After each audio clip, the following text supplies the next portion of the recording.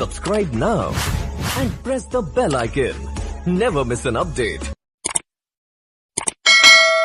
नमस्कार प्रिय दर्शकों, कर्म फलदाता शनिदेव को नवग्रहों में काफ़ी महत्वपूर्ण माना जाता है। शनिदेव जो जैसा कर्म करता है उसे वैसा ही फल देते हैं।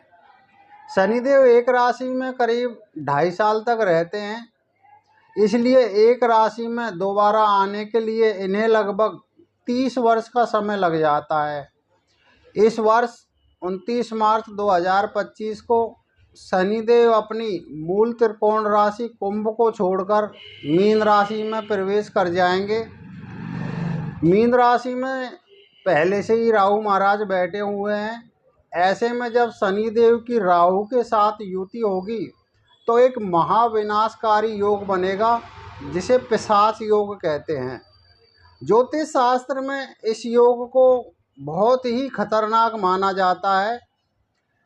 अप्रैल मई के महीने में बनने वाले इस पिशाच योग से कुछ जातकों के जीवन में कई तरीके की मुश्किलें खड़ी हो सकती हैं। तो आइए जानते हैं कि शनि और राहु की इस युति से बनने वाला यह पिशाच योग किन किन राशियों के लिए खतरनाक साबित होगा और किन किन राशियों के लिए लाभदायक रहेगा। भारतीय पंचांग के अनुसार यदि बात की जाए तो शनिदेव 29 मार्च 2025 को रात्रि के 10:07 पर अपनी मूल त्रिकोण राशि कुंभ को छोड़ करके और देवगुरु बृहस्पति की मीन राशि में प्रवेश करेंगे। और जब शनिदेव मीन राशि में प्रवेश करेंगे तो वहाँ पर राहु महाराज पहले से ही विराजमान है। और जब राहु और शनि की एक साथ युति होती है तो इस युति को ही पिशाच योग कहते हैं। यह पिशाच योग 18 मई 2025 तक बना रहेगा, जब राहु देव अपनी मीन राशि को छोड़ करके कुंभ राशि में प्रवेश करेंगे। ये पिशाच योग मीन राशि में बन रहा है, इसलिए मीन राशि पर इसका बहुत प्रभाव देखा जाएगा। इस योग की वजह से मीन राशि वालों के स्वास्थ्य में कुछ उथल पुथल हो सकती है, क्योंकि ये चंद्र राशि पर बन रहा है, इसलिए इनके स्वास्थ्य पर बहुत गहरा प्रभाव देखने को मिलेगा। इस योग की वजह से मीन राशि के जातकों को बड़ी बीमारी होने के भी संकेत मिल रहे हैं। शारीरिक और मानसिक स्थिति आपकी बहुत खराब हो सकती है। इसका असर आपके कार्य क्षेत्र पर भी देखने को मिलेगा, जहां पर आप चिड़चिड़ाहट महसूस करेंगे। आपका एक गलत निर्णय आपके जीवन को तहस नहस कर सकता है, इसलिए आपको बहुत ही सोच समझकर फाइनल डिसीजन लेना चाहिए। आपके सीनियर ऑफिसर्स हैं, वरिष्ठ अधिकारी, उनसे आपकी बहस हो सकती है। वैवाहिक जीवन में आपको समस्याएं उत्पन्न हो सकती है। आप छोटी छोटी बातों को लेकर के काफ़ी तनाव महसूस करेंगे। मकर राशि में यह पिशाच योग इसके तीसरे भाव में बनेगा, इसलिए इस राशि वालों को बहुत ही संभल कर रहना पड़ेगा। आपके भाई बहनों के सुख में कमी आ सकती है। इस योग से मेहनत आप करोगे, लेकिन उसका क्रेडिट कोई और ले जा सकता है। आप बेहद मानसिक तनाव का सामना कर सकते हो। परिवार या दोस्तों से या पड़ोसियों से किसी छोटी सी बात को लेकर के आपका वाद विवाद उत्पन्न हो सकता है।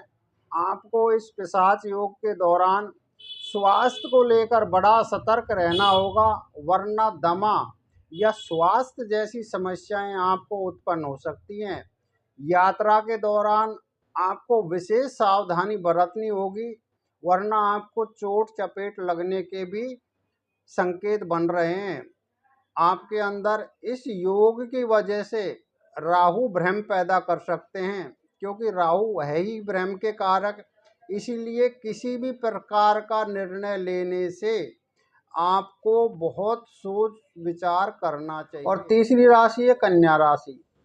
कन्या राशि वालों के लिए यह पिशाच योग आपके सप्तम भाव में बनेगा, इसलिए इस योग के दौरान आपको भी विशेष संभल कर रहना होगा। इस समय यदि आप किसी भी प्रकार का निवेश करना चाहते हैं तो आपको कुछ समय के लिए रुक जाना चाहिए। वरना आपको अत्यधिक हानि उठानी पड़ सकती है। धैर्य से काम लेंगे तभी आपको सफलता संभव हो पाएगी, वरना आप अपनी मंजिल से भटक सकते हैं। वैवाहिक जीवन में आपको परेशानियां आ सकती है क्योंकि आपके सप्तम भाव में यह योग बन रहा है।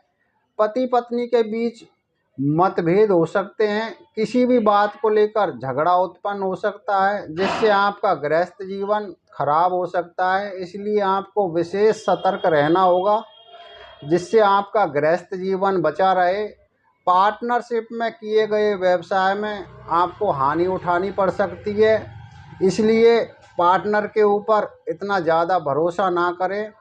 प्रिय दर्शकों, इस पिशाच योग की वजह से आपके जीवन में यदि किसी भी प्रकार की कोई परेशानी आती है या आपकी राशि में यह खराब योग बन रहा है, तो आप इसकी अधिक जानकारी के लिए आप हमारे दिए गए नंबर पर कॉल कर सकते हैं।